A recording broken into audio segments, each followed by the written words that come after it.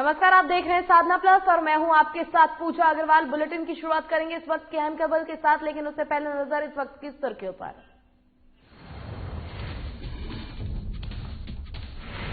बिहार से बाहर रहने पर विपक्षी पार्टियों के निशाने पर तेजस्वी यादव। जेडीयू नेता के कविता में जरिए तेजस्वी पर बोला हमला, कहा अड्डा अड्डा सब ढूंढे लापता मचिया मैन।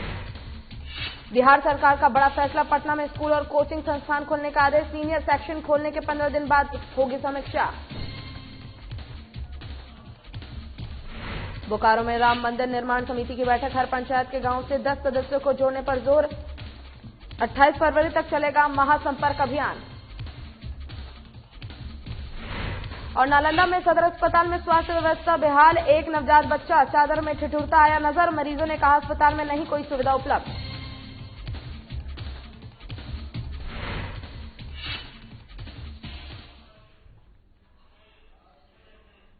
चलिए बुलेटिन की शुरुआत करेंगे इस वक्त की बड़ी खबर के साथ। और इस वक्त की बड़ी खबर हमारे पास रोहतास से आ रही है। आपको बता लें कि शौचालय करने जा रहे मां बेटी को बालू भरे ट्रैक्टर ने रौंद दिया है। घटनास्थल पर मौत हो गई है और गुस्साए ग्रामीणों ने सड़क जाम कर दिया है। इंद्रपुरा थाना क्षेत्र के भटौली गांव की ये पूरी घटना है।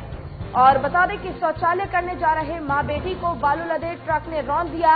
घटनास्थल पर ही दोनों की मौत हो गई, यानी कि घटनास्थल पर ही मां बेटी की मौत हो गई। और इसी पर अधिक जानकारी के साथ हमारे संवाददाता आशुतोष कुमार हमारे साथ फोन लाइन पर जुड़ गए हैं।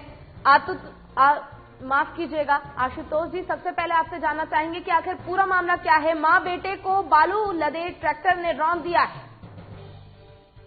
जी बिल्कुल, आपको पहले ये बता दूं मैडम कि जो बालू का कारोबार है वो काफी दलाले से चल रहा है। अवैध बालू खाते काफी मात्रा में चल रही हैं और सड़कों पर इस तरह से ट्रैक्टर और ट्रकें चल रही हैं, उससे किसी न किसी को जान को जरूर नुकसान हो रहा है। और आज जो घटना घटी है, माँ बेटे जो शौच के लिए जा रहे थे बाहर में, बालू लदे ट्रैक्टर में तेज रफ्तार से जा रहा था, जिसके नीचे आने से दोनों लोगों की मौत हो गई। जी, ऐसे में गुस्साए ग्रामीणों ने रास्ते को भी जाम कर दिया है। तो क्या इसको लेकर अब प्रशासन की तरफ से ग्रामीणों को समझाया जा रहा है, इस प्रकार की कोई कदम प्रशासन उठा रहा है? जी बिल्कुल, प्रशासन वहाँ पर पहुँच चुकी है।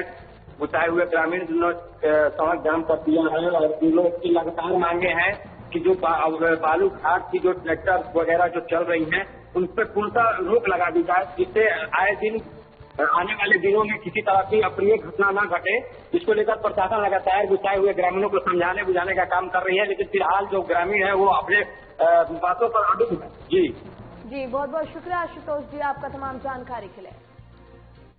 चलिए रुक करेंगे खबरों की ओर। बता दें कि पिछले 2 सप्ताह से बिहार से बाहर रहने की वजह से विपक्षी पार्टी के निशाने पर तेजस्वी यादव आ गए हैं। बता दें कि अब वो रांची पहुंच गए हैं। आज वो लालू प्रसाद यादव से मुलाकात करेंगे। इसी पर जेडीयू नेता नीरज कुमार ने एक कविता के जरिए से तेजस्वी पर हमला बोला है और कहा है कि अड्डा अड्डा सब ढूंढे लापता मचिया मैन।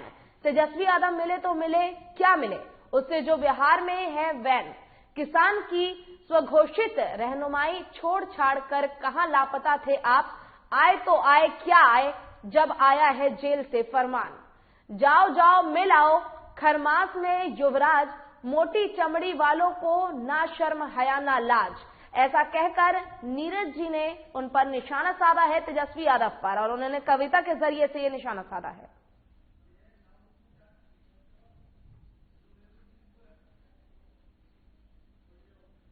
उससे जो बिहार में है बैन, किसानों की स्वघोषित रहनुमाई छोड़ छाड़ कर कहां लापता थे आप। आए तो आए, क्या आए जब आया है होटवार जेल से फरमान। जाओ जाओ मिलाओ खरमास में भ्रष्टाचार के युवराज, मोटी चमड़ी वालों को न शर्म हया न लाज।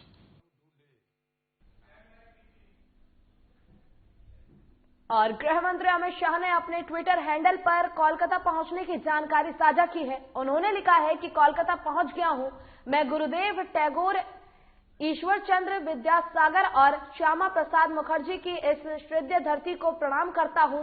बता दें कि अमित शाह शुक्रवार देर रात कोलकाता पहुंचे हैं। एयरपोर्ट पर अमित शाह के स्वागत के लिए भारी तादाद में बीजेपी कार्यकर्ता मौजूद रहे। गृह मंत्री अमित शाह बंगाल के 2 दिन के दौरे पर है और आज दौरे के पहले दिन अमित शाह कोलकाता में रामकृष्ण आश्रम पहुंचे। यहां उन्होंने स्वामी विवेकानंद को श्रद्धांजलि दी। आज वो बंगाल में ममता बनर्जी को बड़ा झटका दे सकते हैं।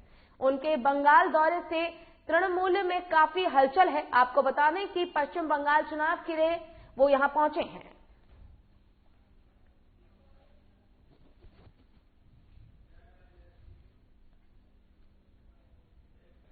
और बिहार सरकार ने 4 जनवरी 2021 से सभी स्कूल और कोचिंग संस्थान खोलने के आदेश दे दिए हैं। आदेश के अनुसार सभी सीनियर सेक्शन खुलेंगे। इसके अलावा हॉस्टल को भी खोल दिया जाएगा। बिहार सरकार फ्री में छात्रों को मास्क देगी। सीनियर सेक्शन खोलने के 15 दिनों के बाद समीक्षा होगी। इसके बाद सभी जूनियर क्लासेस को खोला जाएगा। वहीं आपदा प्रबंधन समिति की बैठक में इसका फैसला लिया गया है। इसकी जानकारी मुख्य सचिव दीपक कुमार ने दी है।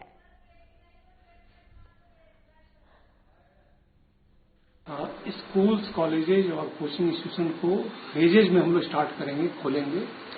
जितने स्कूल्स हैं उसमें पहले हायर जो क्लासेस हैं 9, 10, 11, 12 उनके लिए खोला जाएगा और कॉलेजेज में जो फाइनल ईयर है उसके लिए खोला जाएगा और कोचिंग इंस्टीट्यूशंस को खोले जाएंगे। और यह कहा गया है कि जब भी जो भी क्लासेस चलेंगे वो स्टैगर्ड चलेंगे। मतलब अगर एक क्लास में 50 बच्चे हैं तो 25 बच्चे एक दिन आएंगे, 25 बच्चे दूसरे दिन आएंगे, ताकि सोशल डिस्टेंसिंग मेंटेन हो जाएगा। और आपको बता दें कि बिहार सरकार ने यह बड़ा फैसला लिया है, जहां 4 जनवरी 2021 से सभी स्कूल और कोचिंग संस्थानों को जल्द से जल्द खोला जाएगा और आदेश अनुसार सभी सीनियर सेक्शंस खुलेंगे। इसके अलावा हॉस्टल को भी खोल दिया जाएगा। बिहार सरकार फ्री में छात्रों को मास्क देगी और सीनियर सेक्शन खोलने के 15 दिनों के बाद एक बार फिर से समीक्षा की जाएगी कोरोना के स्थिति को लेकर और इसके बाद सभी जूनियर क्लासेस को भी खोल दिया जाएगा। यहां रुकेंगे एक छोटे से ब्रेक के लिए। ब्रेक के बाद जल्द होंगे हाजिर।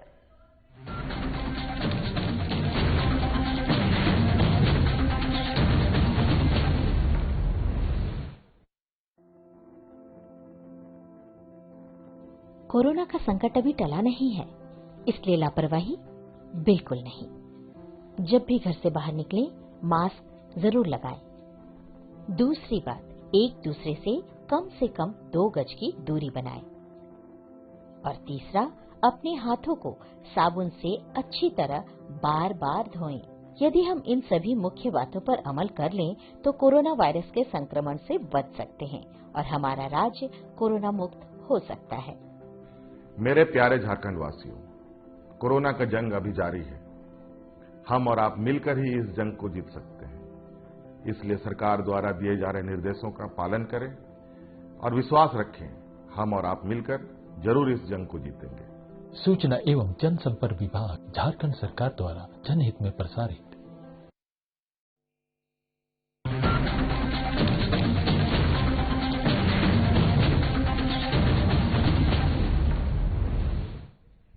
और ब्रेक के बाद एक बार फिर से स्वागत है आपका। रुख करेंगे इस वक्त की बड़ी खबर की ओर। बता दें कि आज तेजस्वी यादव अपने पिता लालू यादव से मिलने के लिए रिम्स परिसर पहुंचेंगे और ये बड़ी खबर है। आपको बता दें कि अपने पिता लालू यादव से मुलाकात करने के लिए तेजस्वी यादव रिम्स जाएंगे।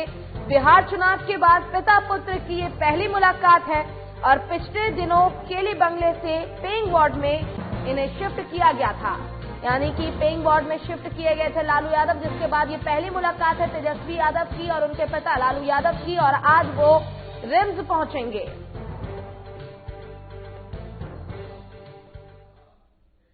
और इसी पर अधिक जानकारी के साथ हमारे संवाददाता नवीन शर्मा हमारे साथ फोन लाइन पर लाइव जुड़ गए हैं। आपसे सबसे पहले यही जानना चाहेंगे कि चुनाव के बाद अब पहली बार तेजस्वी यादव और उनके पिता से मिलने के लिए वो रिम्स हॉस्पिटल जा रहे हैं। इसको लेकर पूरी जानकारी क्या है, कब तक वो वहां पहुंचेंगे और क्या प्रशासन की तरफ से कुछ सावधानियां बरती गई हैं? बिल्कुल पूजा, तमाम चीजें जो है कहीं न कहीं जेल मैनुअल के तहत ही सारी चीजें तय की गई है।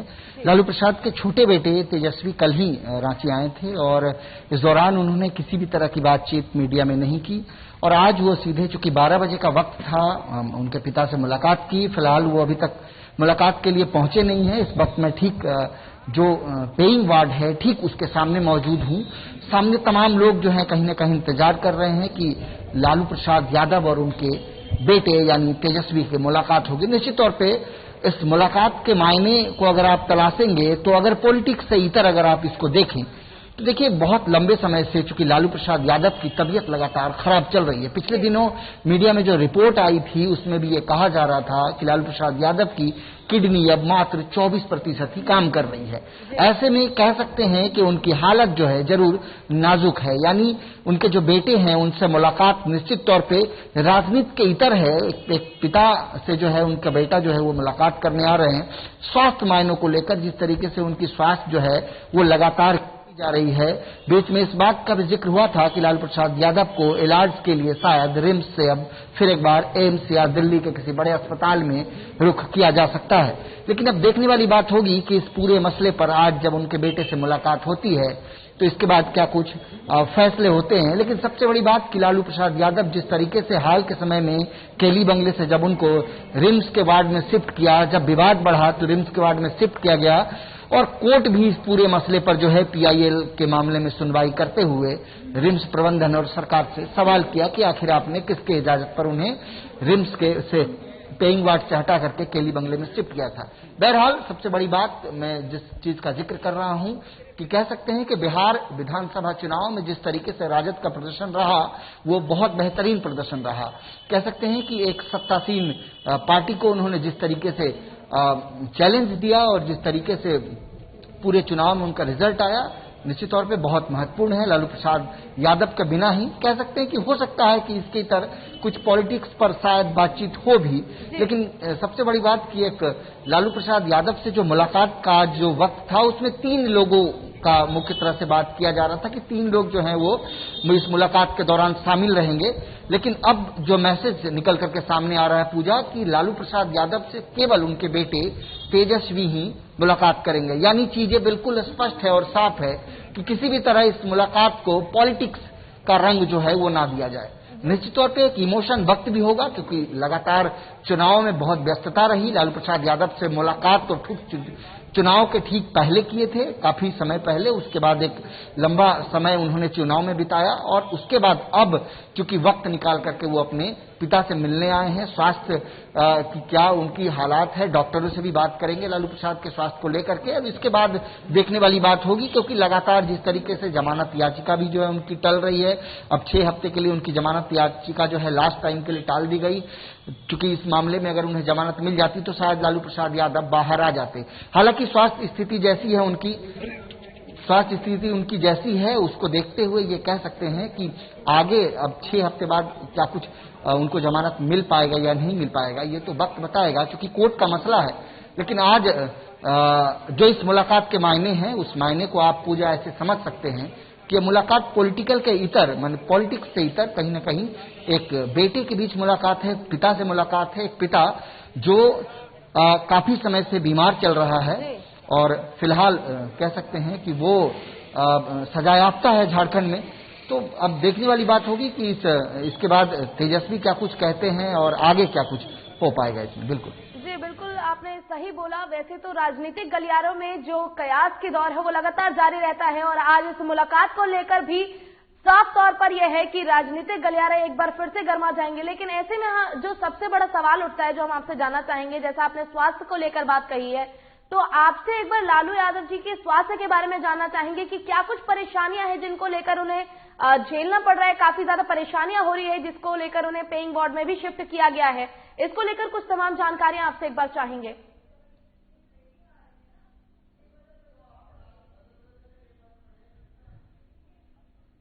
डायबिटीज है, उनको हाइपरटेंशन है, हार्ट की बीमारी है और किडनी की बीमारी है। हाल के समय में जब वो सजायाफ्ता झारखंड में थे उसी दौरान यहाँ से वो एम्स भी गए थे। एक सर्जरी उनकी हुई थी, हार्ट की सर्जरी, और उसके बाद जो है किडनी की बीमारी से जो है लगातार जो है वो परेशानियों से जूझ रहे हैं। डायलिसिस की जरूरत है अब उनको, क्योंकि 24% ही उनका किडनी काम कर रहा है, डॉक्टर ने जो रिपोर्ट दिया है। इसके अलावा उनको शुगर है और चूंकि वेट भी उनका बहुत ज्यादा है, हाइपरटेंशन की जो है वो समस्या है।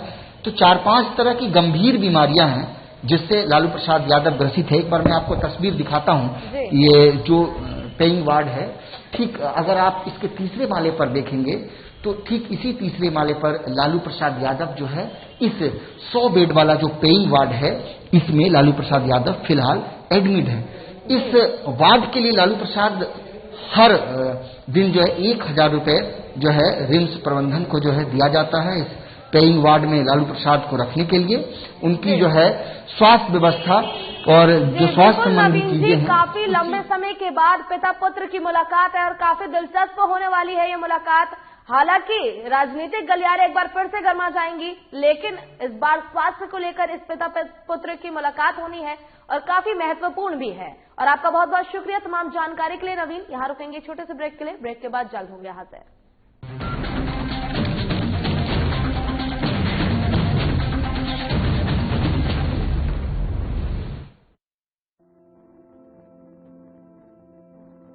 कोरोना का संकट अभी टला नहीं है, इसलिए लापरवाही बिल्कुल नहीं।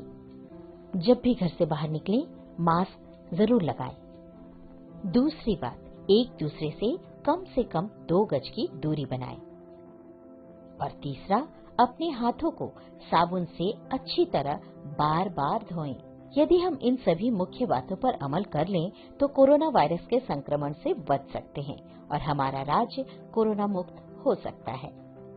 मेरे प्यारे झारखंड वासियों, कोरोना का जंग अभी जारी है। हम और आप मिलकर ही इस जंग को जीत सकते हैं। इसलिए सरकार द्वारा दिए जा रहे निर्देशों का पालन करें और विश्वास रखें, हम और आप मिलकर जरूर इस जंग को जीतेंगे। सूचना एवं जनसंपर्क विभाग, झारखंड सरकार द्वारा जनहित में प्रसारित।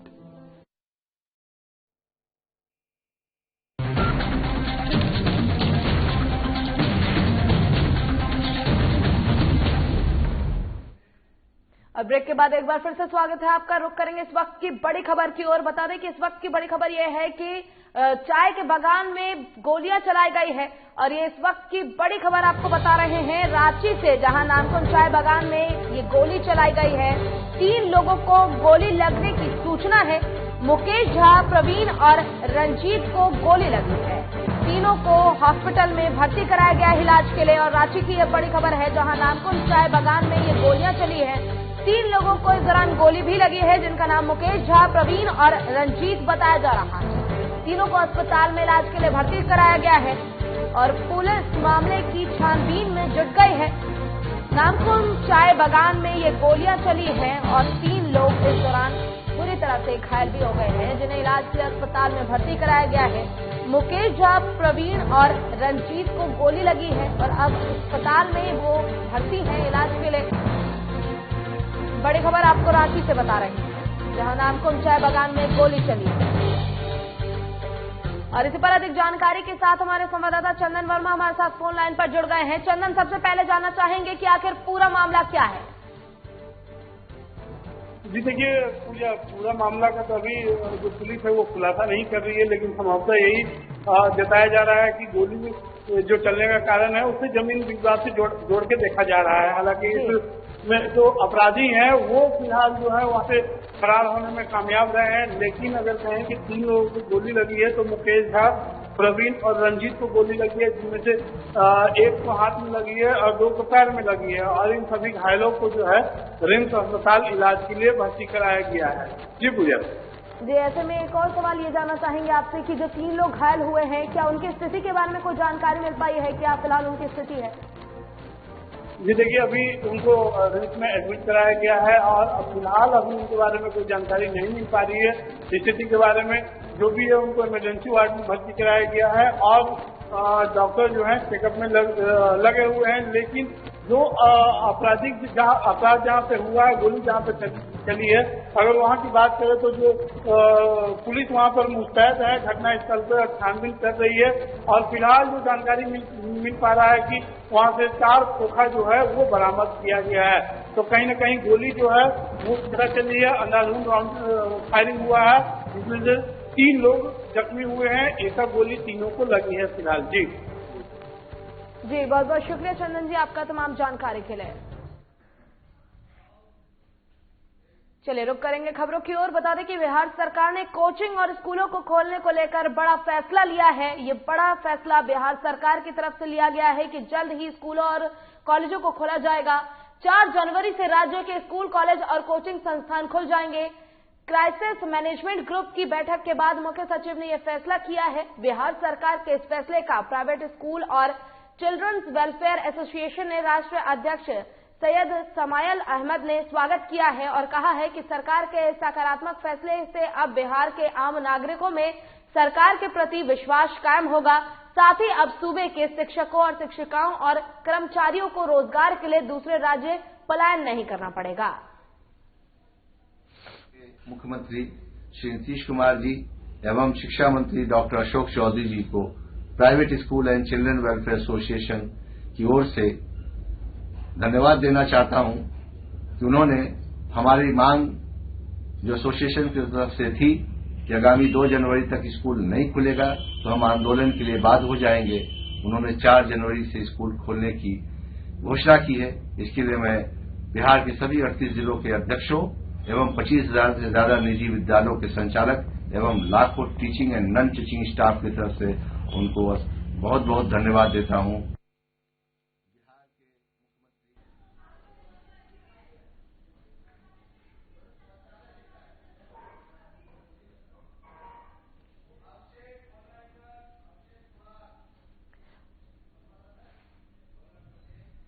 और इस पर अधिक जानकारी के साथ हमारे संवाददाता अभिषेक हमारे साथ फोन लाइन पर जुड़ गए हैं।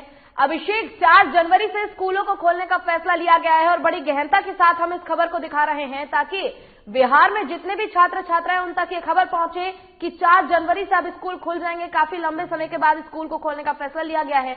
इसको लेकर पूरी जानकारी आपसे चाहेंगे ताकि जो छात्र हैं, छात्राएं हैं, कर्मचारी हैं, उनको सारी जानकारी हमारे माध्यम से मिल जाए। जी बिल्कुल, काफी लंबे अरसे से जो बिहार के छात्र हैं, अभिभावक हैं, वो डिमांड कर रहे थे सरकार से कि बिहार में भी स्कूल खोला जाए। कोविड को देखते हुए मार्च से ही जितने भी बिहार के स्कूल, कॉलेज, कोचिंग संस्थाएं थी सब बंद थी। इसको लेके गुरुवार को क्राइसिस मैनेजमेंट ग्रुप की बैठक बुलाई गई थी। बैठक के बाद जो स्कूल खोलने का फैसला जो है कल लिया गया, कल देर शाम फैसला को लिया गया। इसके बाद जो बिहार के मुख्य सचिव है दीपक कुमार ने अपना बयान जारी किया। उन्होंने कहा कि स्कूल खोलने की जो अनुमति मिली है वो अभी 8वीं से 12वीं तक के जो स्कूल है उनको खोला जाएगा 4 जनवरी से। उसके बाद 2 हफ्ते की मॉनिटरिंग होगी। 2 हफ्ते के बाद फिर एक समीक्षा होगी कि स्थिति समान है या नहीं। अगर स्थिति समान रहती है तो जूनियर विंग्स के भी बच्चों के स्कूल को खोल दिया जाएगा। और साथ ही कोरोना को देखते हुए एक विशेष गाइडलाइन दी गई है स्कूल, कॉलेज और कोचिंग संस्थाओं को। इसमें मुख्य रूप से जो भी सरकारी और प्राइवेट स्कूल है उनको निर्देश दिया गया है कि अपने छात्रों को मास्क फ्री में दे, 2 मास्क हर एक छात्र को फ्री में दिया जाए।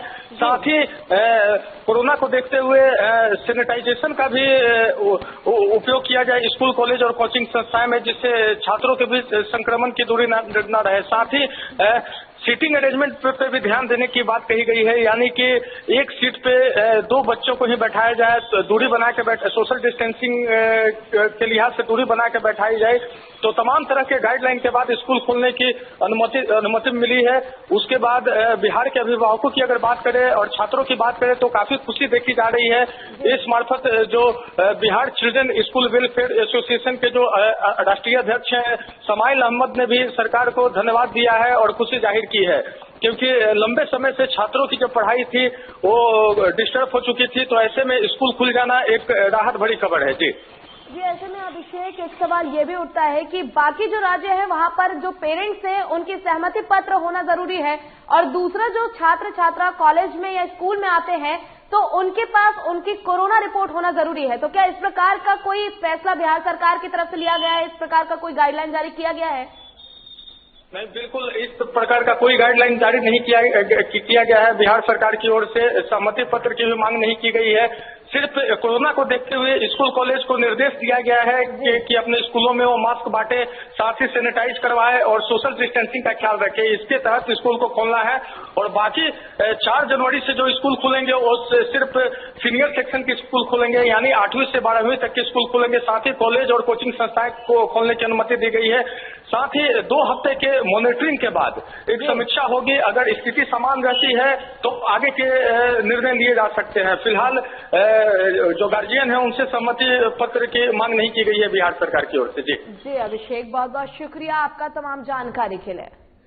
और राम मंदिर निर्माण समिति के 3 खंडों के सदस्यों के साथ बैठक की गई। वहीं यह बैठक सरस्वती शिशु विद्या मंदिर में की गई, जिसकी अध्यक्षता राष्ट्रीय स्वयंसेवक संघ बोकारो जिला के संचालक अशोक दास और राम मंदिर निर्माण समिति के जिला संयोजक विनय कुमार ने की, जिसमें विनय कुमार ने कहा कि हर पंचायत के गांव से कम 10 सदस्य को जोड़ना है। राम मंदिर निर्माण में हर हिंदू परिवार की सहभागिता हो, इसके लिए आगामी 14 जनवरी 2021 से 28 फरवरी तक राम मंदिर निर्माण के लिए 1 महीने संपर्क अभियान भी चलाया जाएगा, जिसमें 10,100 और 10,000 रुपए के कूपन के जरिए से सहयोग राशि इकट्ठा की जाएगी और राम मंदिर निर्माण न्यास समिति को उसके अकाउंट में ट्रांसफर भी किया जाएगा। इसके जरिए से विशाल हिंदू समाज को जोड़ना और एकजुटता का संदेश देना है। और आपको बता दें कि जो पैसे की यानी कि राशि की सीमा रखी गई है वो 10,100 से लेकर 1,000 रुपए तक की रखी गई है। प्रभु श्री राम के मंदिर निर्माण है, यह अभियान एक हम लोग के भारतवर्ष में चल रहा है। यह निर्माण समिति हम लोगों के ग्राम तक समिति के निर्माण करना है। इसी क्रम में यह पेटवार प्रखंड की यह बैठक आज हम लोग किए थे, जिसमें पेटवार प्रखंड के प्रखंड टोली, मंडल टोली और पंचायत टोली का गठन हो गया है। और इसी क्रम में प्रत्येक हिंदू परिवार तक गांव तक पहुंचना है। प्रत्येक टोला ग्राम से मंदिर निर्माण हेतु एक महाविशाल संपर्क अभियान में हम लोगों को लगना है। इसी क्रम के हेतु हम लोग आज विद्यालय प्रांगण में हम लोग इस अभियान में। और नालंदा के सदर अस्पताल बिहारशरीफ में स्वास्थ्य व्यवस्था की हालात जायजा लेने के समय एक नवजात बच्चा चादर में ठिठुरता नजर आया। आपको बता दें कि प्रसव वार्ड में बेड पर चादर और कंबल नजर नहीं आया। जो भी कंबल बेडशीट परिजनों ने घर से लेकर आए थे वहीं बिछाकर सोने के साथ ठंड से बचाव करते हुए नजर आए। इतना ही नहीं, मरीजों ने बताया कि ना दवाई मिलती है और ना ही कोई सुविधा। इसके साथ महिला स्वास्थ्य कर्मी द्वारा बच्चा के जन्म होने पर 500 नजराना लेने का आरोप भी मरीजों ने महिला स्वास्थ्य कर्मियों पर लगाया है। सबसे बड़ी बात यह है कि इस प्रकार का जो आरोप स्वास्थ्य व्यवस्था को लेकर लगाया जा रहा है ये काफी ज्यादा गंभीर है और इस पर काम करना भी जरूरी है। वहीं आपको बता दें कि जहां सीएम ने हमारे संवाददाता के सामने सदर अस्पताल बिहारशरीफ पहुंचकर सभी मरीजों को बेडशीट कंबल उपलब्ध कराया और स्वास्थ्य कर्मी को डांट फटकार लगाई।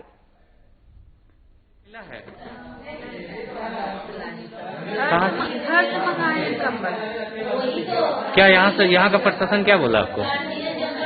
पर्ची जमा करने। कोई आया था पूछने के लिए कंबल मांगने के लिए बोला पर्ची दीजिए घर। तो कैसे रहे हैं ठंड में? ये घर से लेके आए, घर से एक कंबल में मार घर से मंगाए, जड़ रहे तो लास्ट में मंगाए। और इसी के साथ फिलहाल के लिए इस बुलेटिन में बस इतना ही। खबरों का सिलसिला लगातार आगे भी जारी है। आप देखते रहिए साधना प्लस। नमस्कार।